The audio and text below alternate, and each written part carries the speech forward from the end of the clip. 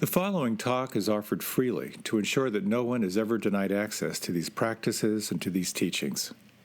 If you feel inspired to make a donation to support this offering, you can go to my website at jonathanfoust.com. While you're there, you can also sign up for a monthly newsletter designed to support you in your practice. Thank you and enjoy.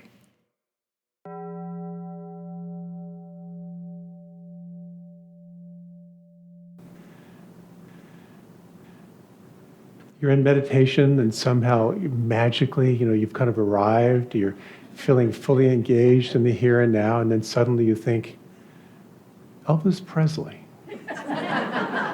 Was he younger or older than John Lennon?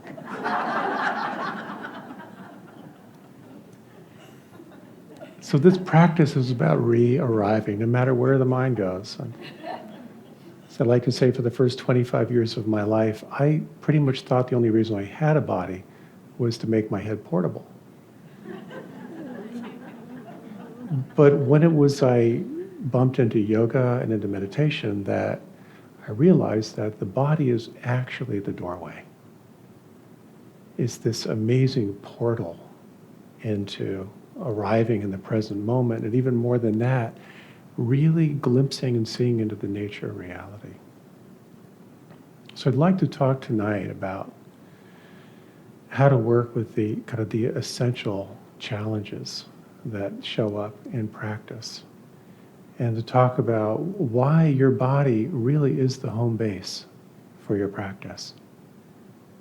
I'd like to explore too of how your issues are in your tissues, how thoughts and emotions and undigested experience can be found in the body, and how to navigate that a little bit. But also to explore of how awareness of the body is really a doorway to seeing into the nature of reality itself. There's a word in Pali, which is the language of the Buddha, that refers to the proliferation of thoughts. It's called papancha. There's something kind of onomatopoetic about that. It's sort of like you're sitting there and papancha, papancha, papancha. This morning, as I was just watching my mind, I was just watching this amazing, the train of thoughts and how they occur. And for me, it was something like, wow, it's cold in here. I wish there was a way to make it warmer.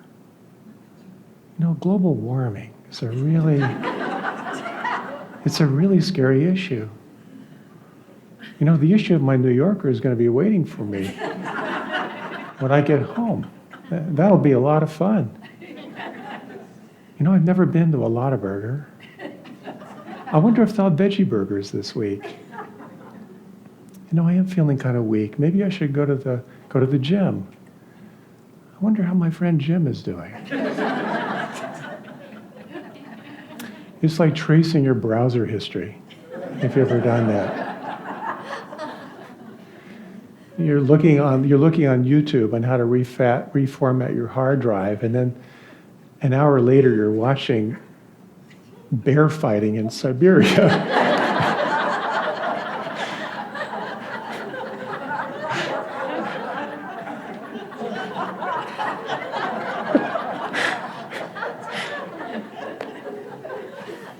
Deeply, deeply humiliating. So perhaps you've noticed this phenomena and how shameless your mind is. There's nowhere your mind won't go. And this, of course, is the fundamental distinction in our practice. Are you paying attention to the cognitive process, or are you paying attention to your experience? Many decades ago, I was traveling with a small group in Iceland, and there was one fellow who just had a comment for everything. There was very little filter between his brain and his mouth. So wherever we went, he would just say oh, this scene reminds me of that scene from Butch Cassidy and the Sundance Kid. Oh, this reminds me of when I went rock climbing. Oh, this reminds me of the amazing sunset I once saw in Bali. And I remember sort of screaming inwardly, can we just be here without adding anything? But of course, I do that all the time. And we do that all the time. phenomena arises, and we got a story, a commentary on it. And all of this gets revealed in this practice. You get to see the subtlety of that ongoing narrative to what's happening. And so shifting from the commentary on a sunset to the experience of the sunset is a very different world. And shifting from a story of sadness to the actual experience of sadness, well, that can open up all kinds of new worlds. So body awareness is a doorway to arriving, but it's more. It's much more than that. I find myself more and more saying, here's something the Buddha allegedly said, because there's so many. If you've ever seen the website Fake Buddha Quotes, it's fascinating just to see. And I was sort of imagining, even in the Buddha's lifetime, how many times would you hear people talking and he would just think, I never said that.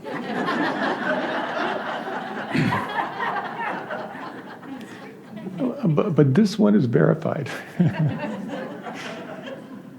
And when you listen to this, and maybe you've heard this before, but it's kind of a tantalizing promise here. There's one thing that when cultivated and regularly practiced leads to deep spiritual intention, to peace, to mindfulness, to clear comprehension, to vision, to knowledge, to a happy life here and now, to the culmination of wisdom and the culmination of awakening. And what is that one thing? It is mindfulness centered on the body. So mindfulness, or non-judging awareness, as I like to think of it, centered on the body.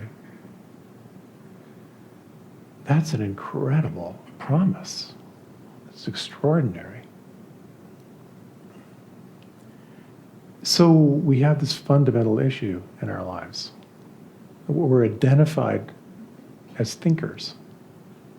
We identify with our mind, and thinking is amazing. The linear rational mind has immense power. It's created all kinds of inventions and medical cures and technologies. And as you know, that linear rational mind can also be a tyrant. When the mind is in control, you're pretty much limited to anticipating what's going to happen in the future or reviewing what's happened in the past, whether 5 minutes or 30 years ago. And when that linear rational mind dominates, you are relegated to judging and comparing and trying to figure things out. It's not a bad thing, but again, it can be very confining. It's a very confined box to live in. So what's the solution? Unfortunately, we have some pretty clear guidance in this practice. It's remembering that the home base in your practice is coming back to the body. It's a story of a benefactor, kind of a donor to the Buddha's works. And he was with the Buddha, and they were observing some people in one of the communities. And this benefactor asked, "Why is it that so many of your students seem so happy?" And the Buddha said, "Well, we're aware of the body when we sit and when we walk and when we do our chores." And the benefactor said, but everyone sits and walks and does their chores. And the Buddha said, yes, but how many are aware when they do these things? How can the body be a doorway to radiance and to happiness? So perhaps just a short reflection. If you like, you can close your eyes.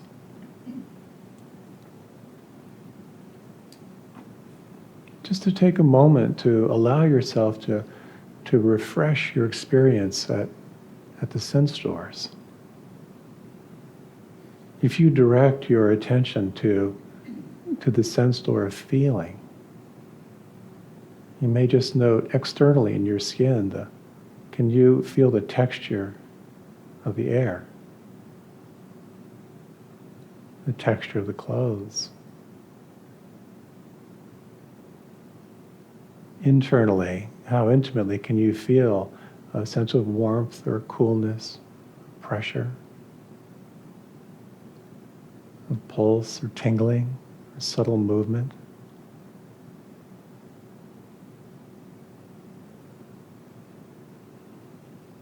Noting the sense door of sound. And this distinction between listening through the filter of the mind, which will identify the location, the source, and whether it's a danger or not. Or if you can, just for the next few moments, feel the direct, bare attention of sound vibration. Listening without a label.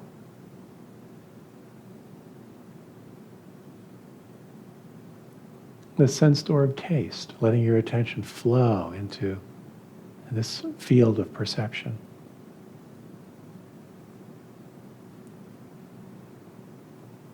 Awareness flowing into the realm of smell.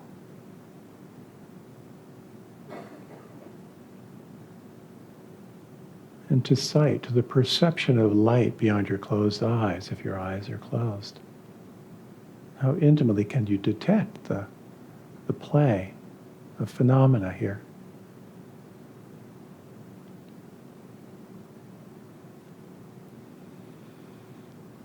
And through this particular lens, the brain is also acknowledged as a sense organ. And can you sense or feel or imagine the computations happening in your brain with all this stimuli?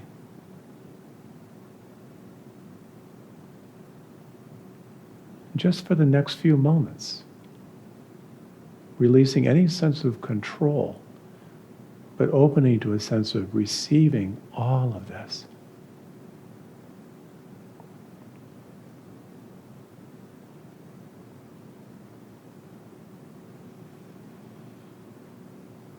And sensing who you are as the one who is aware, a quality perhaps of effortless attention.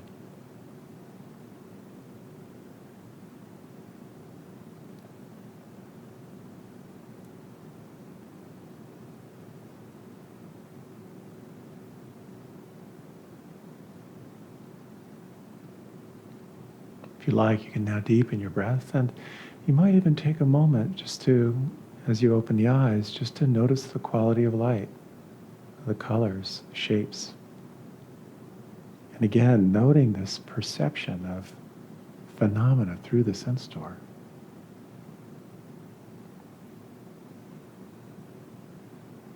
How does our experience in life arise?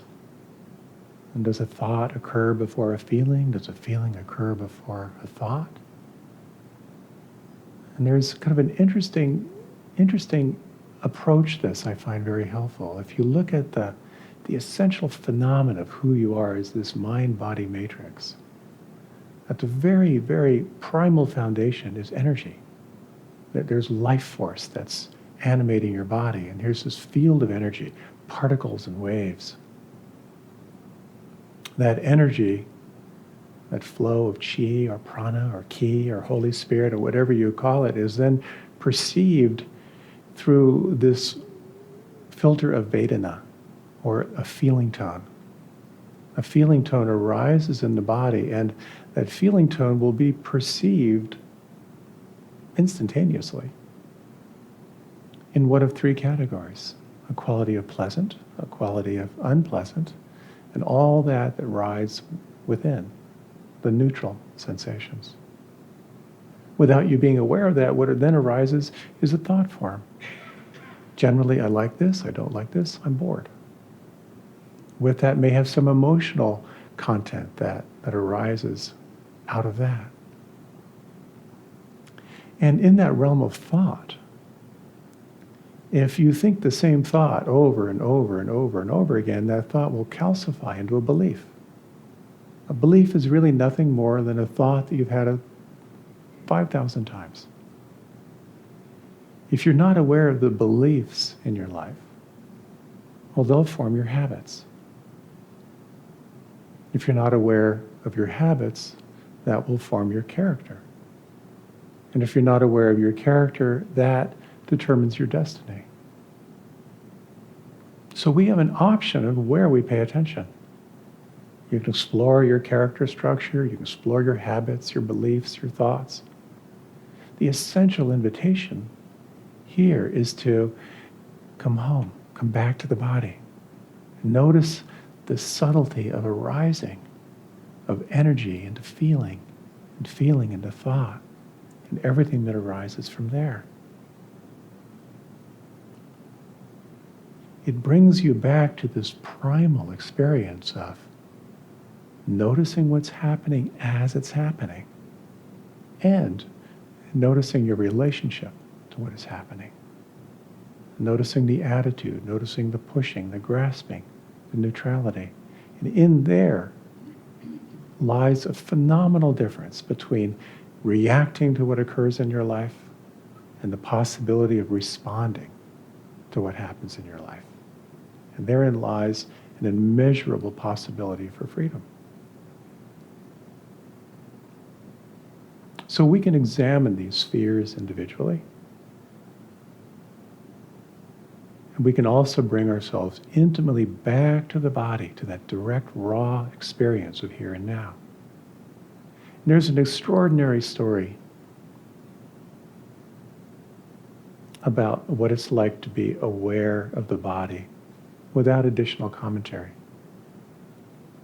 It's a story in the Buddha's time of a very ill monk whose body was decomposing. And yet, when the monks came to visit him, he had this radiant glow about him. And they couldn't understand how he could be in apparently so much suffering and yet have this kind of beatific quality. And so they asked him, what is your practice? And he said, I keep my awareness in the body itself, putting aside greed, fear, and concern for the world. The capacity to be present without adding a narrative to it. There's an EST trainer who heard about this and thought he would do an experiment. And a lot of the EST people are pretty hardcore folks if you're not familiar with them. So he decided to have a root canal done without any Novocaine, because he wanted to see if it was possible to hold a sense of one-pointed awareness on sensation without adding anything to it. So as the story goes, as he was doing it, very, very deep concentration. And it was kind of going okay. And then the dentist said to him, this is pretty intense for me. And he said, shut up, don't distract me, and go back to work. And he navigated that intense pain with concentration on the here and now without adding anything. When I heard that story, it was really kind of inspiring, but of course I can't miss the opportunity to point out how this practice can help you transcend dental medication. I'm sorry, I'm really sorry.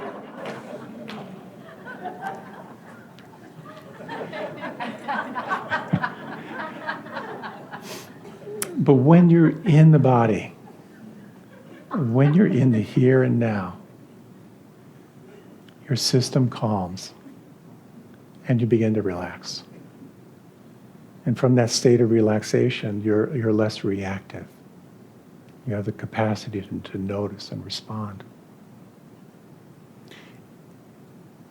And when you look closer at this relationship between energy and feeling tone and thought and belief,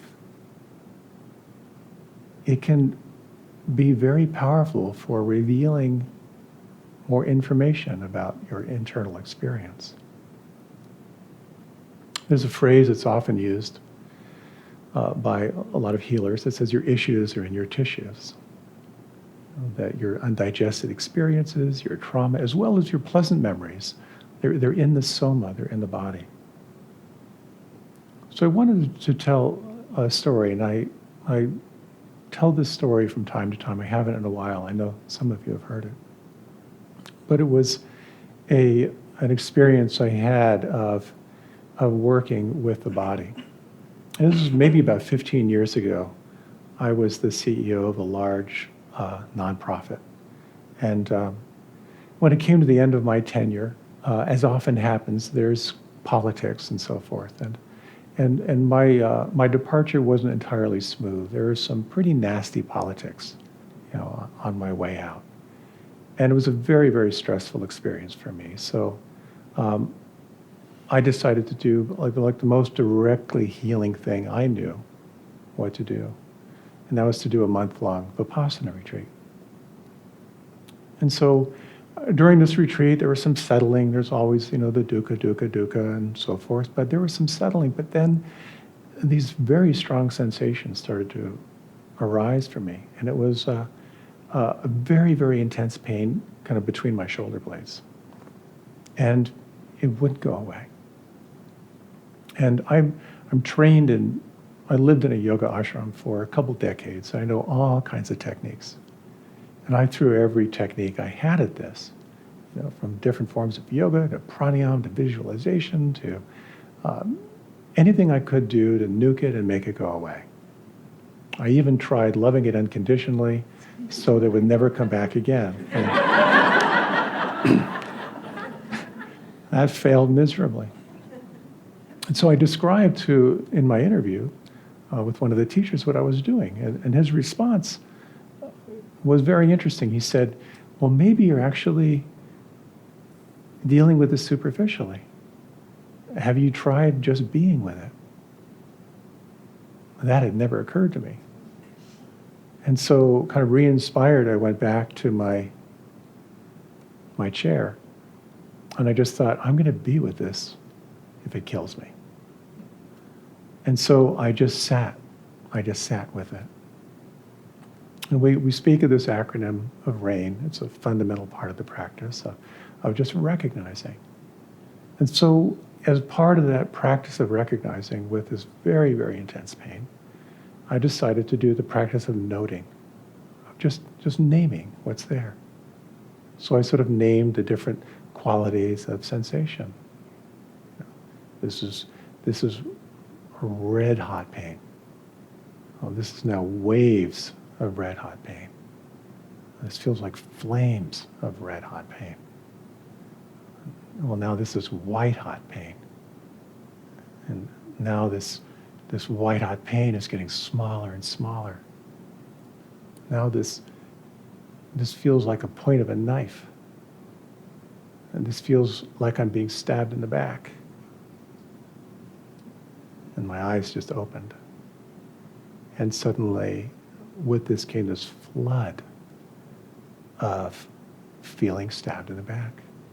A deep sense of betrayal of someone who I trusted who kind of threw me under the bus. And so I knew that part of the practice is to stay. And so as I stayed with those sensations, there was another flood of sensation that had to do with anger. So then the question was, can I be with this? Can I allow this? Can I investigate this? And how big can this anger get? And it just roared in all directions. The anger shifted to a quality of rage. That rage sort of shifted into a really deep sense of sadness. And the sadness, as I continued to name and allow, shifted to a very deep sense of shame and embarrassment. That sense of shame and embarrassment sort of opened up to a sense of stillness, and then just sort of spontaneously I thought about this other person. And I realized in those moments I had the capacity to do a role reversal, where I could imagine what it was like for him, and I realized he was terrified of losing his position. He made a decision that was hurtful to me, but I understood on some level his fear and how he acted out of fear and out of ignorance. After all that moved through, I checked back in with the sensation, and it was clear. At Spirit Rock, where I was meditating, the meditation center's up high, and then you walk down a long road to the breakfast room, and normally you walk there very, very mindfully, and I had so much energy freed up, I just ran all the way down. That was an extraordinary experience for me, and in part I hesitate to share it because it's so dramatic, because it's got all the ribbons and bows attached to it. And practice isn't like that all the time. You know, what we're sensing is very amorphous, and yet there's information there that's available for us. I'd like to share with you some words from, this is from, I found this on the internet, so of course it's true. But it was ostensibly written by a doctor of Chinese medicine. And it is a beautiful articulation of this innate intelligence that lies in the body, and the possibility of what it means to deeply listen and attend to what lives inside. So if you like, you can close your eyes.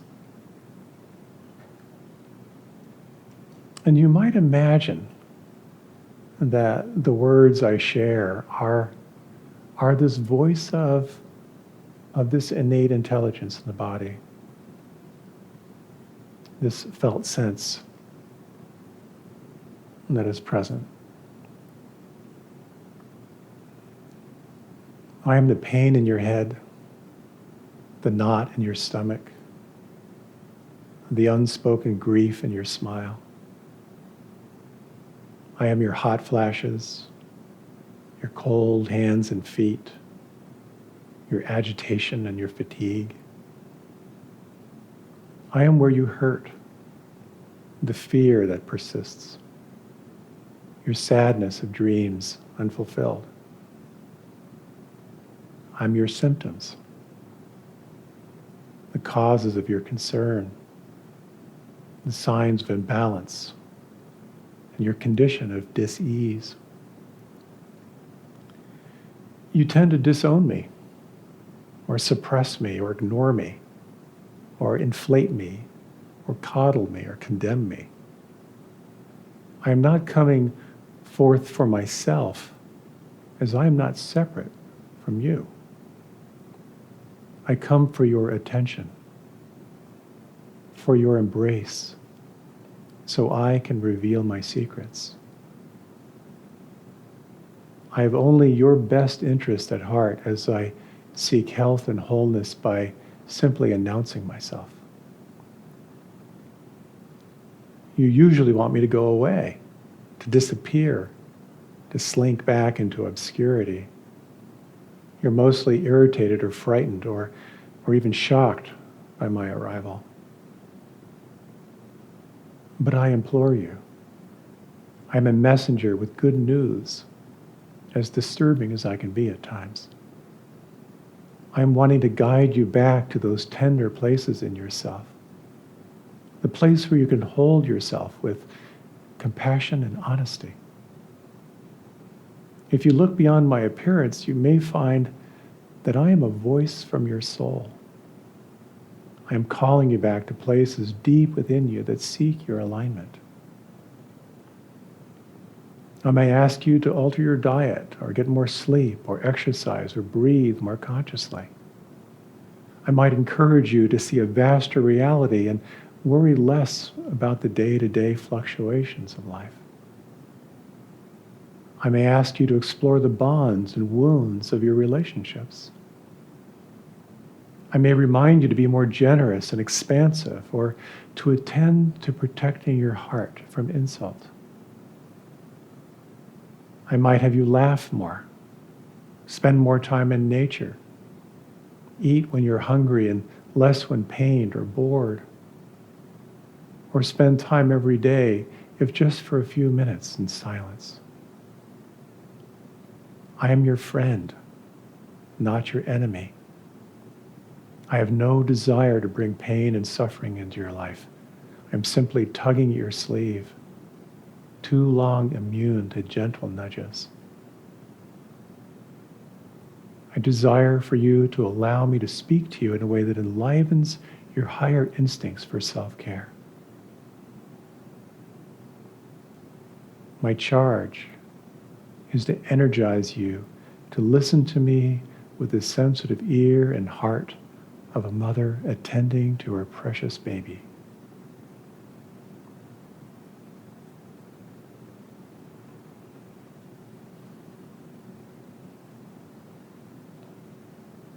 If you like, you can deepen the breath, or if you like, you can keep your eyes closed.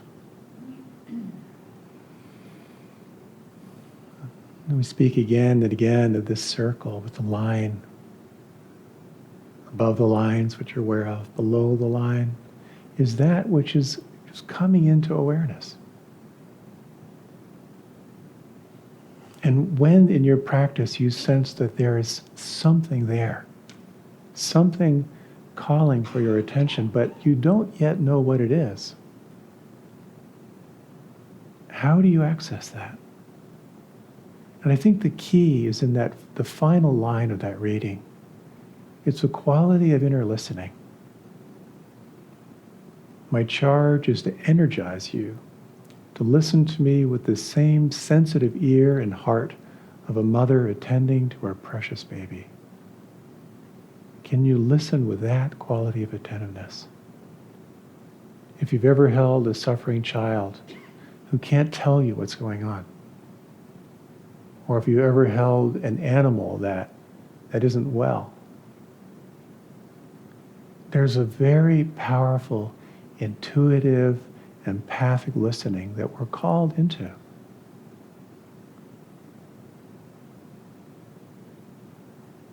So in this relationship between mind and body, your issues are in your tissues. What exists in the body exists in the mind. I'd like to offer a little experiment, just to sense if this is true. So if you like, you can close your eyes. And if you would, take a moment to imagine that you're in your kitchen and you have got a nice big lemon. And you cut that lemon in half. You cut each half into half. And you take that lemon, you bring it up and you smell it. And then you take a big bite of that lemon.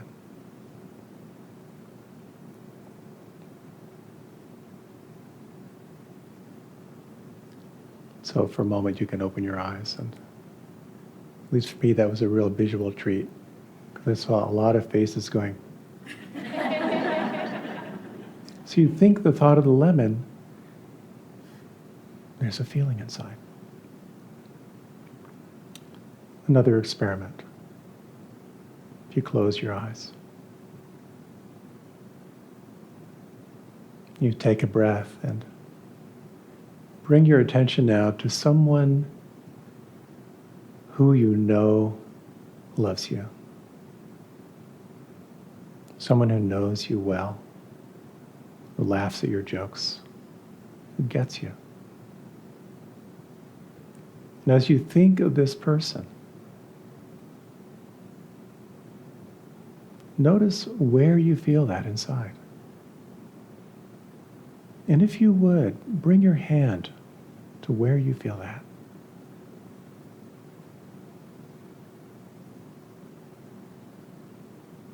And keeping your hand right where it is. You might, again, just open your eyes and just take a look around and notice where the hands are around you. Hands on the heart, hands on the throat, hands on the face. There's this direct relationship between the feeling tone and what we think. So as you train yourself in sensitizing yourself to this exploration of the body, it's very helpful in my practice to note that as you're tuning into your issues, that this felt sense, if you will, the feeling tone, will have a couple different characteristics. One is that it'll feel very strong and unmistakable. It's the lump in your throat. It's the burning in your eyes like you're about to cry. It's the ache or the grip in your heart. It's that twisted feeling in your guts, like something terrible might happen.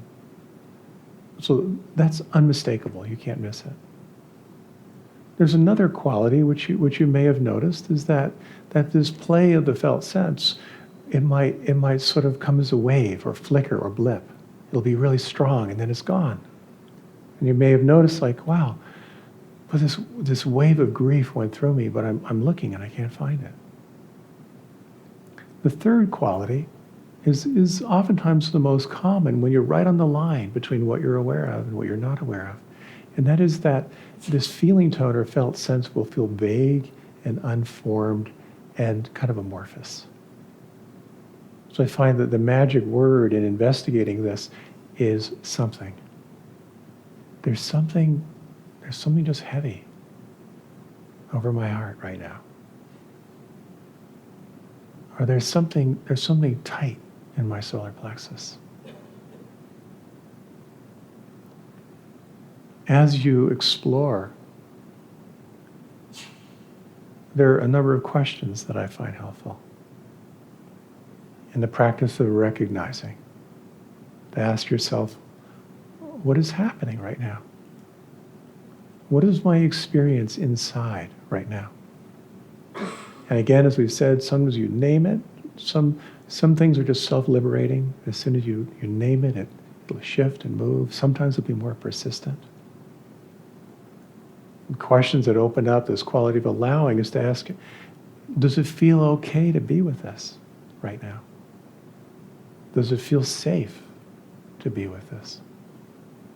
Does it feel okay? And it's important to listen to that question. Because sometimes you may have a felt sense arise as saying, not now. And it's very skillful. Let it know you see it. Let it know another time when the conditions are different, your intention to be with it. But tremendously skillful to turn your attention. If you elect to investigate more in this felt sense, and again, you're sensing through the midline and the core, which is primarily where we feel the most, you can ask, where does this live on the inside? Where do I feel it? And sometimes it's very difficult to stay with it because it's very amorphous. So sometimes I'll ask myself this question: how would I describe this to someone listening so they could recreate the same sensations? Does that make sense? Because as you're describing it, as if someone else could really recreate the same sensations, it'll develop your concentration. It'll help you to really name the subtlety of what's there. And you can explore the shape. Is there a shape? Is there a color? Another question to ask sometimes, is there an emotional word that really resonates with this feeling? But then check back. Because quite often, the word that arises may not resonate with what's there. You may ask yourself, is there an emotional word? And it may be, yeah, this is anger. Then you may check back and ask, is this the right word? And it might be, oh, this is disappointment. So that can be a very helpful way to really attune to what it is that's there. When you explore this aspect of nourishing, of holding, or calling on compassion and loving presence, you might ask some of the other questions. And one of them is, what is this need right now? And then listen. How does this want me to be with it right now? If I were to hold this in loving presence, how does it shift or move? If I remember that other people feel this too, how does this change? This is not a science. It's an art. And it's a practice that can help you move into greater and greater discernment of what is present for you. And there's an important thing I'd like to share. And that is that when you are visited by your demons, by these energies that are strong and persistent, and when you feel intuitively called to investigate what's arising, quite often what we're drawn to investigate has some form of unpleasantness. But there's another skillful practice, and that is when you are visited by those wholesome states. When you experience compassion or kindness or joy or spaciousness or freedom, explore that as well. What does freedom feel like inside? How does this spaciousness want you to be with it right now? We're not only acquainting ourselves on how to be with the 10,000 sorrows, but we're also deeply investigating the 10,000 joys, increasing our capacity for kindness and compassion and joy.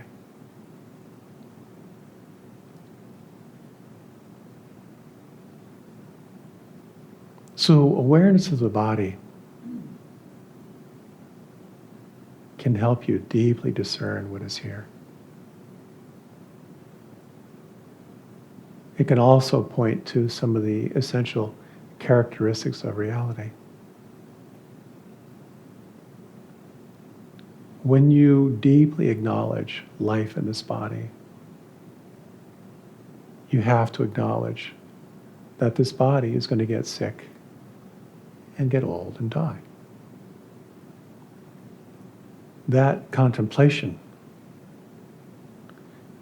is both brutal and real. One of my favorite readings, if you like, you can close your eyes.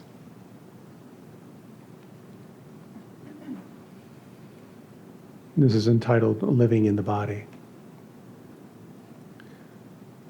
The body is something you need in order to stay on this planet, and you only get one.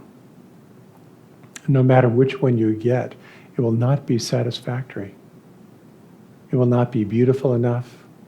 It will not be fast enough. It will not keep on for days at a time, but will pull you down into a sleepy swamp and demand apples and coffee and chocolate cake. The body is the thing you have to carry from one day into the next. Always the same eyebrows over the same eyes, and the same skin when you look in the mirror, and the same creaky knee when you get up from the floor, and the same wrist under the watch band. The changes you can make are small and costly. Better to leave it as it is. Body is a thing you have to leave eventually.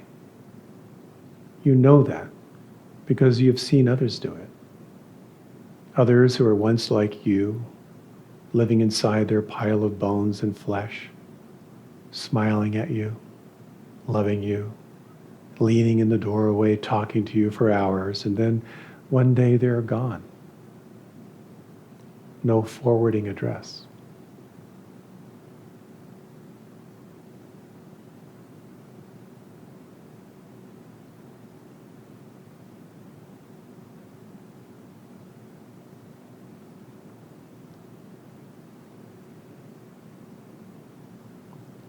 And again, if you like, you can open the eyes, or if you like, you can remain with them closed. Awareness of the body is a powerful way of calling your attention to the here and now. It's a powerful way of gathering your attention. The body only lives in the here and now. It doesn't live in the past. It doesn't live in the future. Anytime you connect to the raw data of sensation, you are here. The body is also this treasure trove of information. And as you again and again tune into it and explore this relationship between energy and feeling tone and thought and emotion and all of that, it will reveal tremendous amounts of information. It will reveal to you what is between you and feeling free, what is between you and feeling happy. And there's more. Awareness of the body is a doorway into seeing into the characteristics of reality themselves. The Buddha taught that, and again, he would always say, don't believe a word of what I'm telling you. But if you pay close attention to the moment-to-moment phenomena that arises out of your body, you may begin to notice three fundamental characteristics. The first is recognition of impermanence. A recognition that anything born of causes and conditions is subject to change, including this body.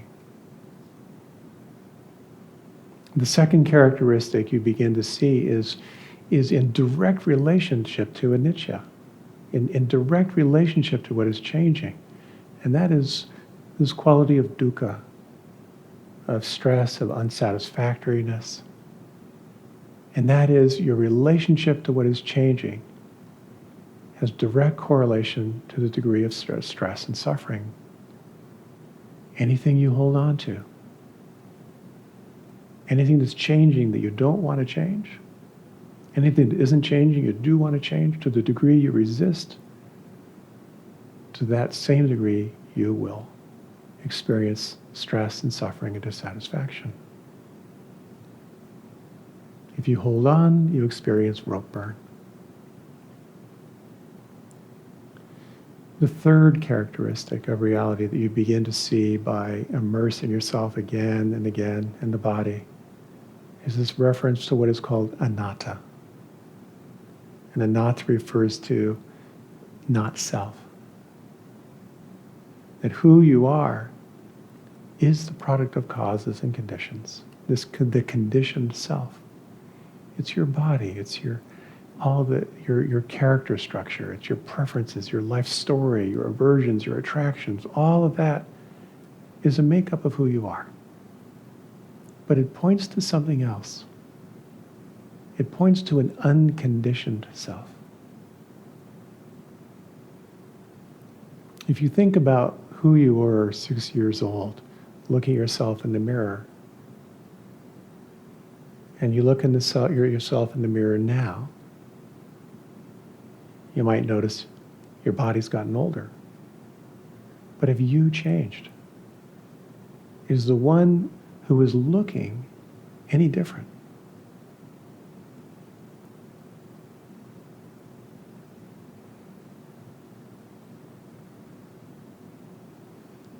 So as you practice, it's so helpful to remember with all the skillful means that we're sharing with you, that this elemental practice of coming home to the body is really home. You may be familiar with the story of the Zen master with his young pupils, who's standing over them and directing them all the time. And when they're doing their studies, he stands over them and he says, when you read, read. One pointed attention. When they're having their meals, when you eat, eat. One night, some of the students were hungry and they kind of broke into the kitchen. They found their teacher reading the newspaper and eating a bowl of rice. They stood around because they knew they had him busted. They didn't say anything. And he looked up and he said, when you eat and read, eat and read.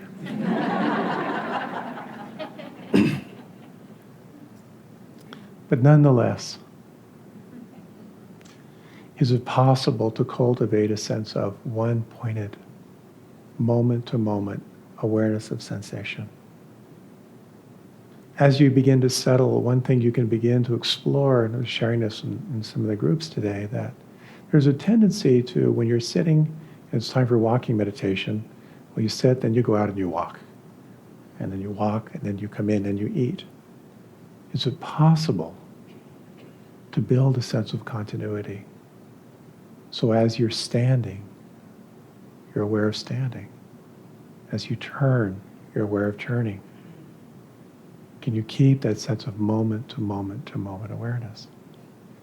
One of the helpful things I find, sometimes, not all the time, is as you're transitioning to consciously slow down. Like choose a speed that you're going to go at that is different than your habitual speed. Can you go from here to walk outside at 80%? And you may find the degree you slow down, it may heighten your sense of awareness. So as you reach for the door, you can feel the door as you're opening it. And if nothing else, as you explore kind of the slow motion movement through the day, as this yogi noticed earlier, you're going to look really cool. So everything becomes a practice of embodied awareness. Brushing your teeth, drinking at the fountain, having a cup of tea. When you experience discomfort, turn your attention to that discomfort, if that feels right. When you experience a strong, wholesome state, can you explore the embodied quality of that to know it more and more intimately?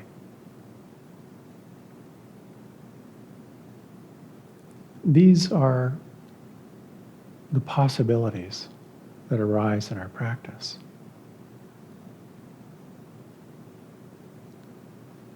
Let's take a few minutes to close, and I'll have a final reading to share with you.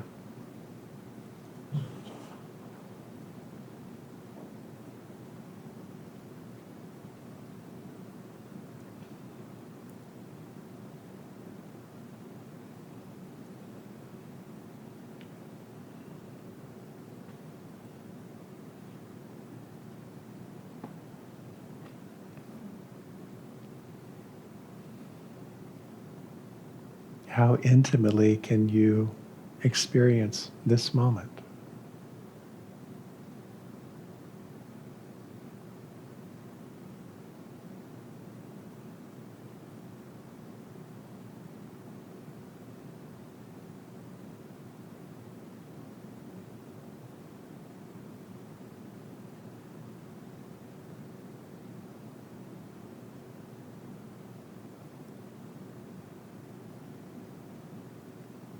Within the body you are wearing, now inside the bones and beating in the heart, lives the one you have been searching for so long.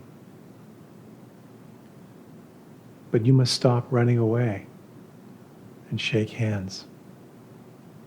The meeting doesn't happen without your presence, your participation.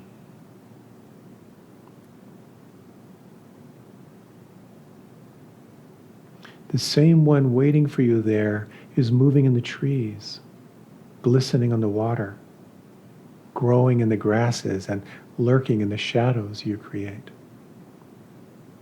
You have nowhere to go. The marriage happened long ago.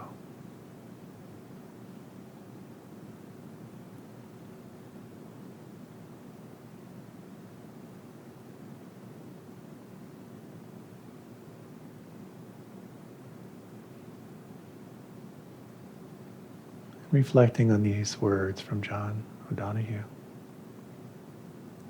May your body be blessed. May you realize that your body is a faithful and beautiful friend of your soul. And may you be peaceful and joyful and recognize that your senses are sacred thresholds. May you realize that holiness is mindful, gazing, feeling, hearing, and touching. May your senses gather you and bring you home. May your senses always enable you to celebrate the universe and the mystery and possibilities in your presence right here.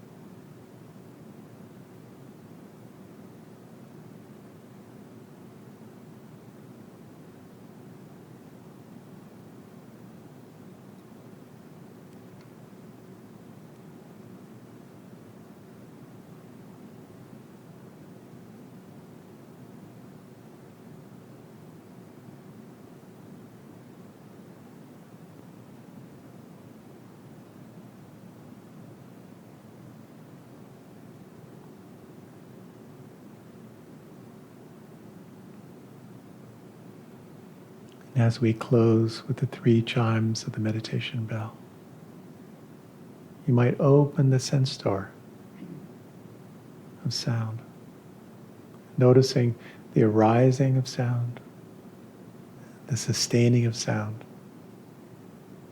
the falling away of sound.